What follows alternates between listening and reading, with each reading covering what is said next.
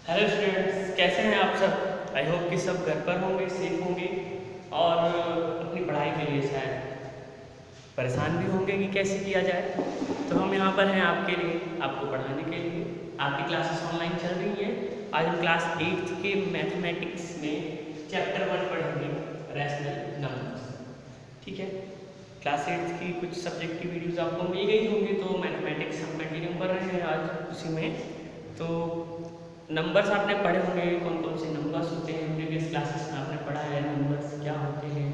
Mathematics क्या होता है, बहुत सारे नंबर्स का ग्रुप होता है, अलग अलग नंबर्स होते हैं, उनको हम मैथमेटिक्स में स्टडी करते हैं। कौन से नंबर्स होते हैं, क्या टाइप होते हैं, उनको हम कैसे आइडेंटिफाई कर सकते हैं। तो यहाँ पर हम उन्हीं में से एक नंबर को पढ़ेंगे जिसको हम कहते हैं रैशनल नंबर। तो सबसे पहले हम ये जान लेते हैं कि रैशनल नंबर होता क्या है। कुछ आइडिया है किसी को रैशनल नंबर क्या होता है? अगर है तो अच्छी बात है, नहीं है तो फिर देखिए क्या होता है। रैशनल नंबर वो होता है कोई नंबर अगर हम p अपॉन q के फॉर्म में रिप्रेजेंट कर सकते हैं। किसी नंबर को अगर हम p upon q means fractional form में अगर हम रिप्रेजेंट कर सकते हैं, और कंडीशन क्या होता है, q is not equal to 0, q की वैल्यू 0 के इक्वल नहीं होनी चाहिए। मीन्स डिनोमिनेटर जो है वो 0 नहीं होना चाहिए। न्यूमरेटर और डिनोमिनेटर के फॉर्म में होगा और डिनोमिनेटर 0 के बराबर नहीं होगा, ऐसा फ्रैक्शन जो होता है उसको रैशनल नंबर कहा जाता है। आई होप कि समझ में आ गया होगा रैशनल नंबर क्या होता है। अब रैशनल नंबर्स में बहुत सारे टाइप्स होते हैं, बहुत सारे नहीं, दो टाइप्स होते हैं। दो टाइप्स में पॉजिटिव एंड नेगेटिव। ठीक है। फर्स्ट है positive rational number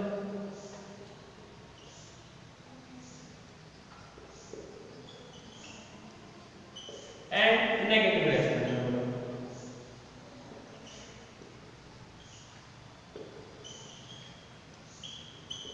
positive rational number क्या होते हैं?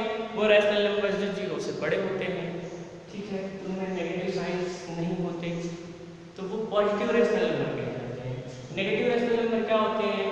जो 0 से छोटे होते हैं, उनमें नेगेटिव साइंस लगे होते हैं, वो नेगेटिव रैशनल नंबर कहलाते हैं। आपको पता होगा 0 के बाद जितने नंबर्स एग्जिस्ट करते हैं, 0 के पहले भी उतने ही नंबर एग्जिस्ट करते हैं। लास्ट ईयर आपने पढ़ा है इंटीजर्स। इंटीजर्स में आपने पढ़ा है कि कैसे 0 के पहले के नंबर्स और बाद के नंबर्स को काउंट करते हैं। तो यहाँ पर हम सेम चीज पढ़ेंगे, आगे की तरफ उसको एक स्टेप आगे बढ़ रहे हैं रैशनल नंबर में। पॉजिटिव रैशनल नंबर और negative rational number, positive is greater than 0 means अगर कोई नंबर लिखा है 2, 5, 7, अब इसमें कहेंगे सर ये तो p अपॉन q के फॉर्म में है ही नहीं। ये है p अपॉन q के फॉर्म में, 2 को हम लिख सकते हैं 2 अपॉन 1, 5 को लिख सकते हैं 5 अपॉन 1, 7 को लिख सकते हैं 7 अपॉन 1। तो ये p अपॉन q के फॉर्म में है और denominator is not equal to 0 है। तो ये क्या हुआ? ये हमारा रैशनल नंबर हुआ और पॉजिटिव रैशनल नंबर हुआ। 0 से बड़ा है, पॉजिटिव साइन के साथ है, तो पॉजिटिव रैशनल नंबर हुआ। अगर मैं यहीं पर लिखूं -7, -9, -1000, ये क्या है? ये नेगेटिव रैशनल नंबर है। इसको भी हम अपॉन 1 के फॉर्म में लिख सकते हैं, तो ये भी रैशनल नंबर कहा जाएगा। आई होप कि क्लियर हुआ होगा कि पॉजिटिव रैशनल नंबर और नेगेटिव रैशनल नंबर्स क्या होते हैं। ठीक है, अब देखते हैं आगे प्रॉपर्टीज क्या होती हैं रैशनल नंबर्स की, कौन कौन सी प्रॉपर्टीज होती हैं। प्रॉपर्टीज कुछ दी गई हैं आपके बुक में, आप बुक्स ले लेंगे तो आपको मेरे साथ चलने में आसानी होगी। तो ज़्यादा अच्छा होगा कि आप जल्द से जल्द बुक्स को अपने पास अवेलेबल करा लें, तो उससे आपको पढ़ने में भी आसानी होगी और हमें पढ़ाने और समझाने में भी आसानी होगी। तो पहला प्रॉपर्टी ये है कि रैशनल नंबर्स के न्यूमरेटर और डिनोमिनेटर में अगर हम किसी सेम नंबर्स सेम कांस्टेंट से मल्टीप्लाई करते हैं, x अपॉन वाई मान लो कोई रैशनल नंबर है, अगर मैं उसमें एक कांस्टेंट नंबर मल्टीप्लाई करता हूँ means x upon y into k,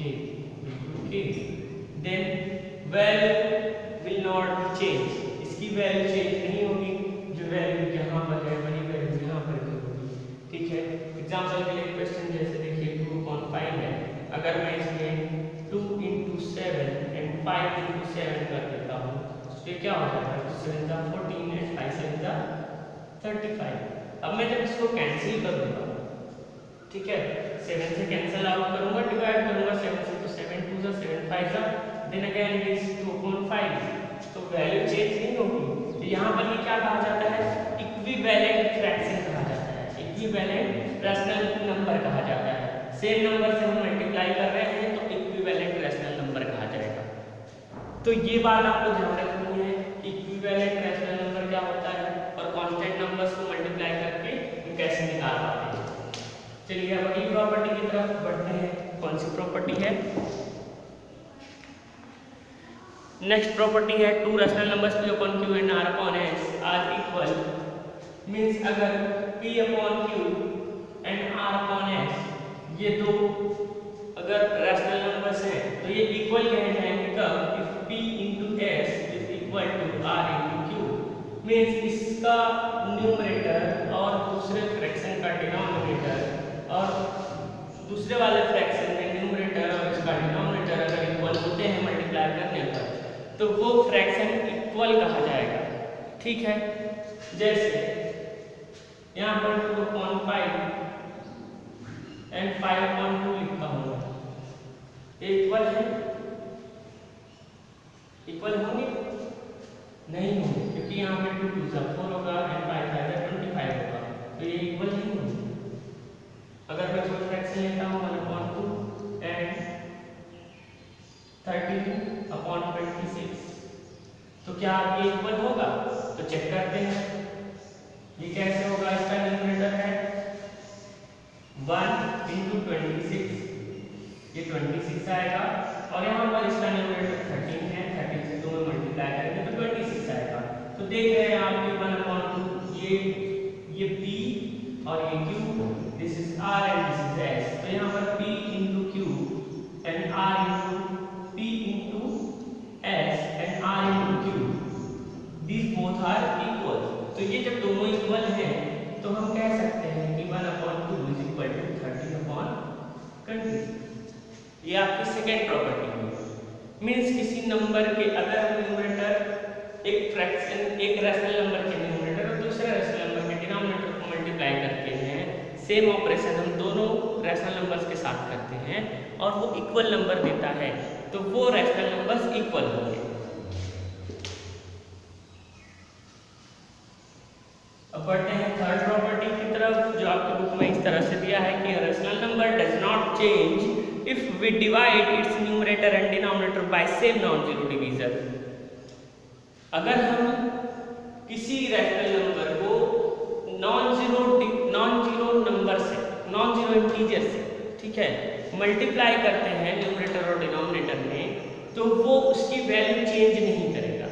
ठीक है, जैसे मान लो कोई है p/q, तो p/q कोई रैशनल नंबर हुआ, अगर मैं इसको k से डिवाइड कर देता हूँ, p/k एंड q/k, तो ये क्या होगा, इसकी वैल्यू चेंज नहीं होगी।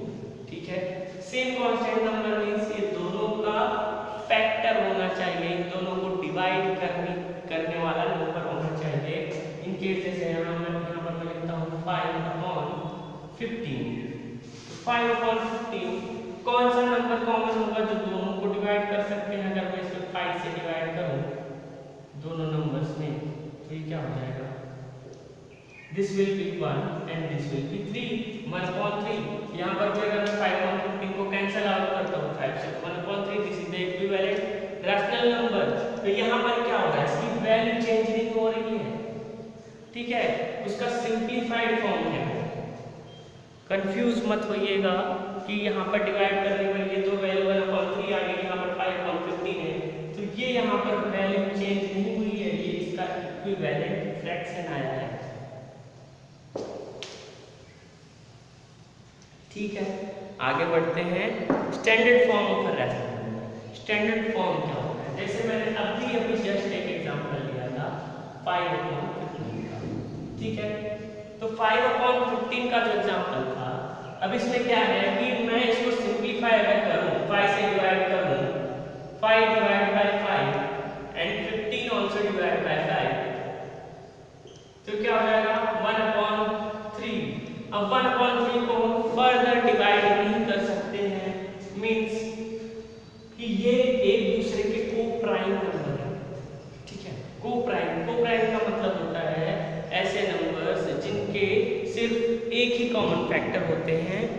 एक कॉमन फैक्टर होता है, वो होता है 1, ठीक है, सिर्फ एक कॉमन फैक्टर होता है उसका।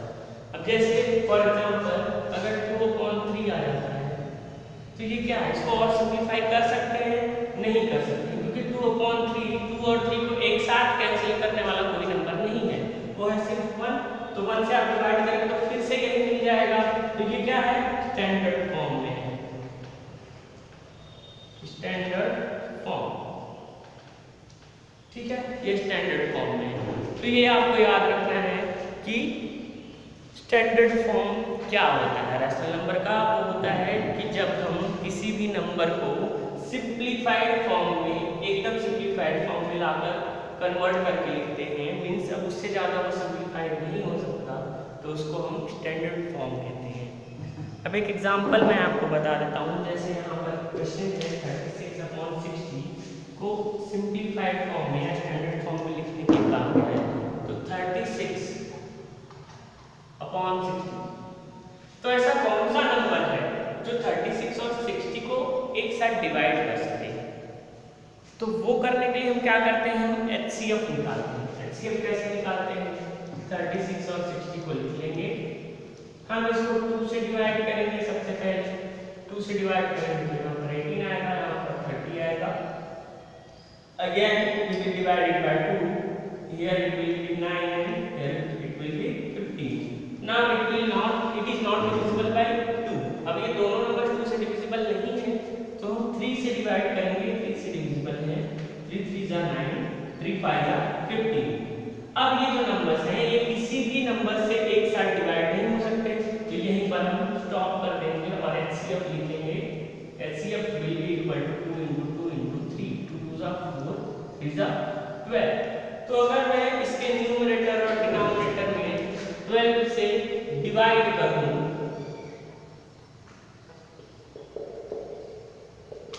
तो यहाँ पर क्या होगा, 3/5। अब यहाँ पर 3/5 का कॉमन फैक्टर क्या होगा, 1 होगा, क्योंकि 3 और 5 का कोई भी ऐसा नंबर नहीं है एक साथ कैंसिल कर सके। तो ये हमारा स्टैंडर्ड फॉर्म में है। ओके, आई होप कि आपको समझ में आया होगा। अब कंपैरिजन की बात करते हैं। कंपैरिजन में कौन सा रैशनल नंबर ग्रेटर है और कौन सा रैशनल नंबर स्मॉलर है, कौन सा रैशनल नंबर ग्रेटर है, कौन सा स्मॉलर है, ये चेक करने के लिए हम क्या करते हैं। देखो, सबसे पहले तो एक पॉइंट ये है कि अगर पॉजिटिव रैशनल नंबर दिख रहा है तो वो पॉजिटिव है, वो 0 से बड़ा है, और नेगेटिव दिख रहा है तो वो नेगेटिव है, वो 0 से छोटा है। ठीक है, ये कंफर्म है। अब क्या करेंगे, जैसे मुझे कह दिया गया कि 1/2 and 5/7, ये आपको चेक करना है कि कौन सा इसमें ग्रेटर है रैशनल नंबर, कौन सा स्मॉलर है। तो हम क्या करेंगे, इसके जो डिनोमिनेटर्स हैं, हम डिनोमिनेटर्स को कॉमन करेंगे। कॉमन करने के लिए क्या करेंगे, एलसीएम निकालेंगे। ठीक है, एलसीएम निकालने के बाद अब चलो स्टार्ट करते हैं। 2 and 7 का एलसीएम क्या होगा, 2 and 7 किसी से कैंसिल होते नहीं है, तो 2 and 7 का एलसीएम जो होगा, LCM of 2 and 7 will be 2 into 7 is equal to 14। तो ये 14 होगा। ठीक है, अब एलसीएम 14 हुआ तो मुझे यहाँ पर इसका डिनोमिनेटर को 14 में कन्वर्ट करना है। तो 1/2 यहाँ पर मैं क्या करूँगा, 2 को 7 से मल्टीप्लाई कर दूंगा, और जैसे कि मैंने बताया था कि डिनोमिनेटर और न्यूमरेटर में सेम नंबर से डिवीजन या मल्टीप्लिकेशन करना होता है। हमने प्रॉपर्टीज पढ़ी ना, थर्ड प्रॉपर्टी, तो हमें यहाँ पर 7 से ऊपर भी मल्टीप्लाई करना पड़ेगा। ये हो जाएगा 7/14। ओके, देन 5/7 पर आते हैं। तो 5/7 में क्या होगा, हमें 5 और 7 मुझे यहाँ पर 2 से मल्टीप्लाई करना पड़ेगा। ठीक है, 14 को जब 7 से डिवाइड करोगे तो 2 आएगा, तो हमें 2 से मल्टीप्लाई करके यहाँ पर डिनोमिनेटर को 14 में कन्वर्ट करना पड़ेगा। ये 14 हो जाएगा और ये 10 हो जाएगा। अब हम इसको कंपेयर कर सकते हैं आसानी से। कैसे, अगर डिनोमिनेटर सेम है तो हम न्यूमरेटर में देखेंगे कौन सा नंबर बड़ा है। तो 10 और 7 में 10 is greater than 7, तो जब 10 is greater than 7 then 10/14 is greater than 7/14, and therefore ये 10/14 किसकी वैल्यू है? 10/14 है 1/2 की value. Therefore 1/2 will be greater than what? 5/7. This is your answer. Okay. Comparison समझ में आ गया होगा। आई होप कि कैसे करना है आपको समझ पाए होंगे। ठीक है, अब कुछ क्वेश्चंस हैं जैसे कि अरेंजमेंट करना है असेंडिंग ऑर्डर में और डिसेंडिंग ऑर्डर में। ठीक है, तो जैसे कोई क्वेश्चन दिया है कि आप उसको असेंडिंग में अरेंज करें, तो असेंडिंग में हम कैसे अरेंज कर सकते हैं? असेंडिंग में हम अरेंज करेंगे, पहले इसको कंपेयर करेंगे कौन सा बड़ा है कौन सा छोटा है। असेंडिंग का मतलब होता है छोटे नंबर से बड़े नंबर्स की तरफ लिखना। ठीक है, तो मैं क्वेश्चन बताता हूँ आपको। क्वेश्चन है, इनको असेंडिंग ऑर्डर में अरेंज करिए 3/8 4/12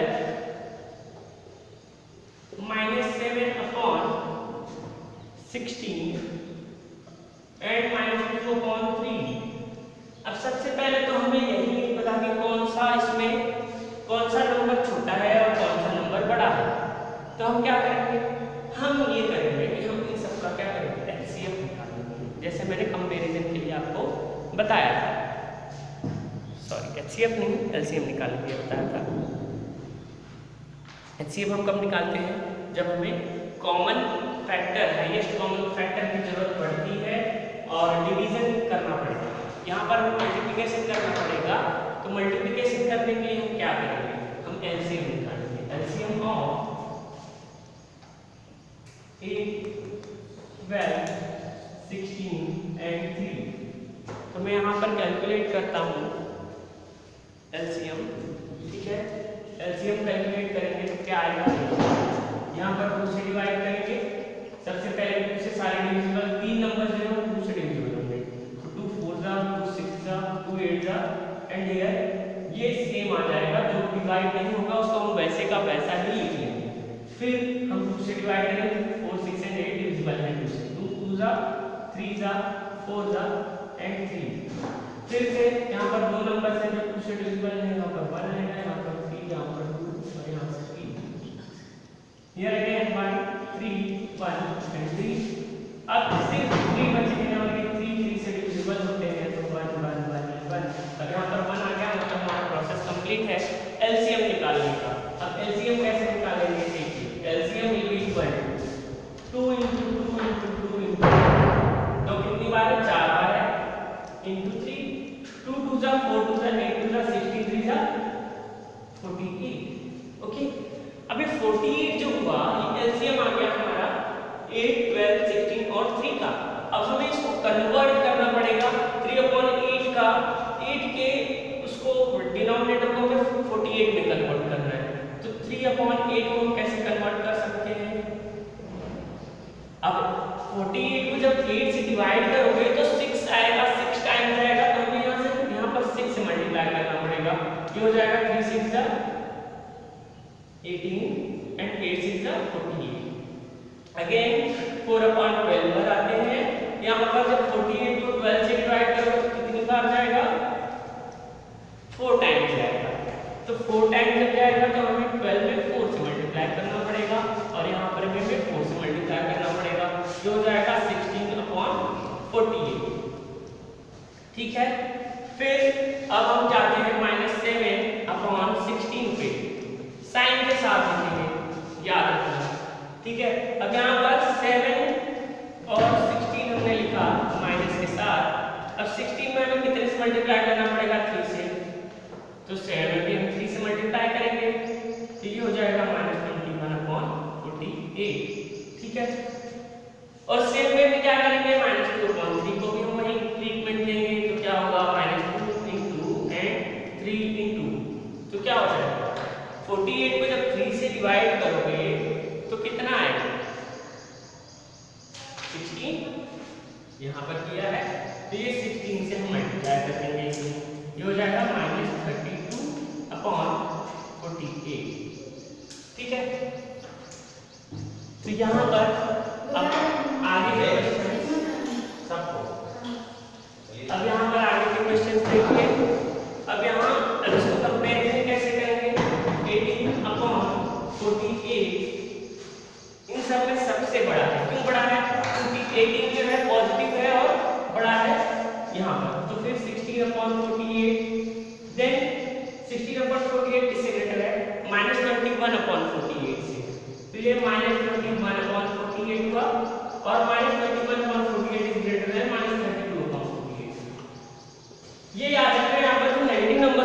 नेगेटिव नंबर्स होते हैं, नेगेटिव नंबर्स जो छोटे होते हैं वो बड़े होते हैं। मतलब जैसे यहाँ पर 0 है, ये -1 है, ये -2 है, तो -1 विल बी ग्रेटर देन -2, ठीक है।